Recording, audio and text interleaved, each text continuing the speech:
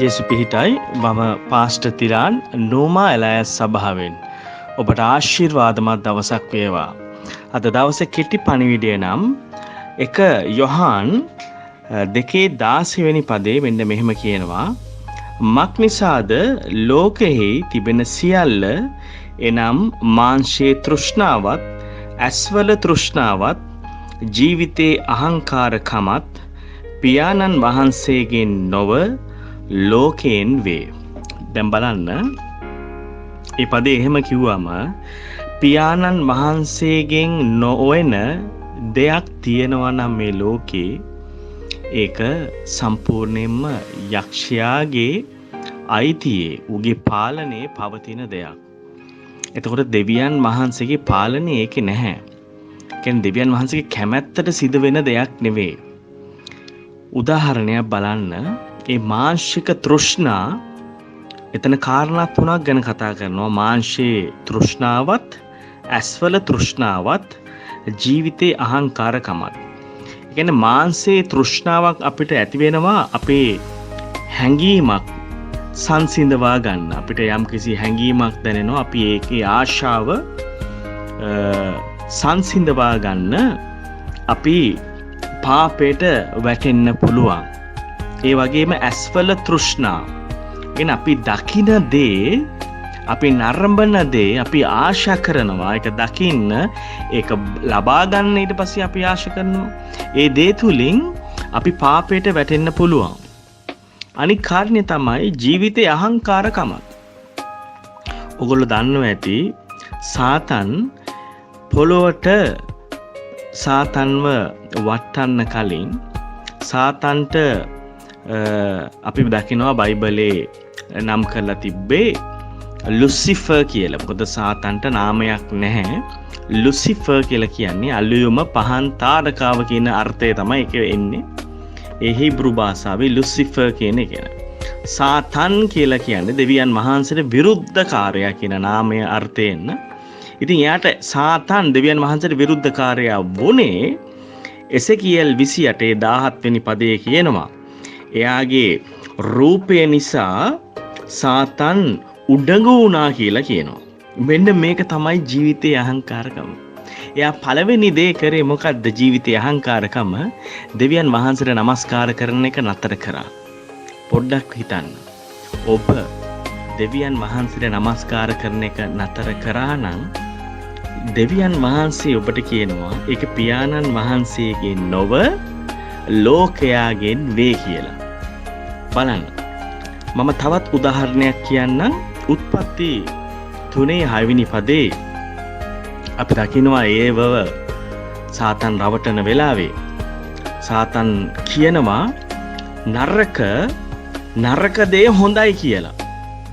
මේක නරක දේ කියලා ඒව දන්නවා. ඒවට කියනවා මේක නරක දේ, මේක නරක නෑ, හොඳයි කියලා කියනවා. මෙන්න මේ වගේ තමයි සාතන් අපිට පාපය අරගෙන ඉන්නේ සහෝදරවරුනි. නරක දේ අරගෙන ඇවිල්ලා ඔබට කියනවා මේක හොඳයි. එහෙනම් මේක පාවිච්චි කරන්න. මේක කරන්න. නරක වුණත් මේක හොඳයි. මොනවද කරේ? 6 වෙනි පදේ කියනවා. උත්පත්ති 3:6 වෙනි පදේ ස්ත්‍රිය වනාහි ඒ ගහ කෑමට හොඳ බවද බලන්න.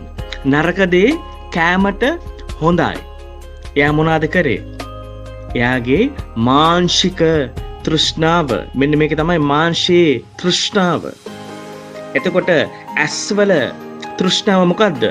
ඇස්වලට මේක ප්‍රිය බවද? එය ඇස්වලට ප්‍රිය බවද කියලා කියනවා. බලන්න. දැන් ඇස්වල තෘෂ්ණාව සංසිඳුණා බලන්න. ඊට පස්සේ මොකද කියන්නේ? ජීවිතයේ අහංකාරකම. නුවණ ලැබීම සඳහා ආශා විය යුතු ගහක් බව දැක. බලන්න.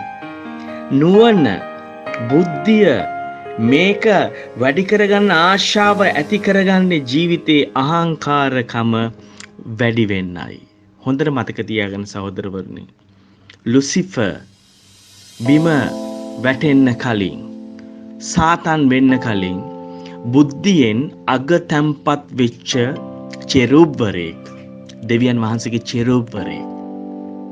ඒ චෙරුබ්වරයාට දෙවියන් වහන්සේ එසකියල් 28:13 ඉඳන් කිව්වම anointed cherub කියලා කියනවා. ඒ කියන්නේ අභිෂේක ලත් ආලේප කරපු කිසිම දෙවියන් වහන්සේගේ දේව දූතෙක් ආලේප කරේ නෑ ලුසිෆර් හැරෙන්න. ඒකයි anointed cherub කියලා කිව්වේ. මෙන්න මේකයි සහෝදරවන්නේ. අපේ ජීවිතේ තෘෂ්ණා වලට අපි ඉඩ දුන්නොත් අපි මහත් විනාශයකට යනවා. මම තවත් උදාහරණයක් උත්පත්ති 13:10 ලෝත්ගේ ජීවිතෙන් අරගෙන කියන්නම්. ලෝත් ඇස් ඔසවා බලා මුළු සමභූමිය හැම තැනම ජල සම්පන්නව තිබෙන බව දුටුවේ.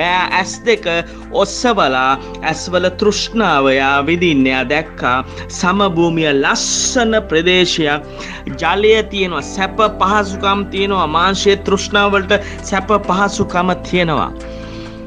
ඊට පස්සේ කියන ස්වාමින් වහන්සේ සොදොමහා ගොමෝරා විනාශ කරන්නට පළමුවෙන් ඒක ෂෝවර් දෙසට ස්වාමින් වහන්සේගේ උයන මෙන්ද මිසර දේශය මෙන්ද ඌයේ කියලා කියනවා. බලන්න එච්චර ලස්සන දෙයක්. දැන් මිසර දේශයත් ඉස්සර ලස්සන තැනක් ස්වාමින් වහන්සේගේ හරියට දෙවියන් වහන්සේගේ උද්‍යානය වගේ. මේ ස්ථානියත් මේ ෂෝවර් කියන ස්ථානියත් එච්චර ලස්සන තැනක්. හැබැයි මොනවාද ලෝත් කරේ? එයාගේ මාංශික තෘෂ්ණාවලට එයා ඉඩ දීලා එයා ඒ ස්ථානෙට ගියා. එතකොට 12 වෙනි පදයට ආවම කියනවා. උත්පත්ති කතාවේ 13 වෙනි පදයට ආවම කියනවා එයා දන්නේම නැතුව එයාගේ කූඩාරම සොදම දක්වා අරගෙන ගිහිල්ලා. පාපය දක්වා අරගෙන ගිහිල්ලා. බලන්න සහෝදරනි. අන්තිමට මොකද වුනේ? විනාශයෙන් විනාශයට ලක් වුණේ. ඔබගේ ඇස්වල තෘෂ්ණාවට, ඔබගේ ජීවිතයේ අහංකාරකමට, මාංශයේ තෘෂ්ණාවට ලක් වෙලා ඔබගේ ජීවිතය විනාශ කරගන්න හදන්න එපා. උන්වහන්සේ මෙපමණ ආශිර්වාද ප්‍රීතිමත් ජීවිතයක් දීලා තියෙද්දි. හොඳයි, මම පාස්ටර් තිලන් නෝමයිලන් සභාවේ ජේසු පීඨයේ සමට ඔබට ආශිර්වාදමත් දවසක් වේවා.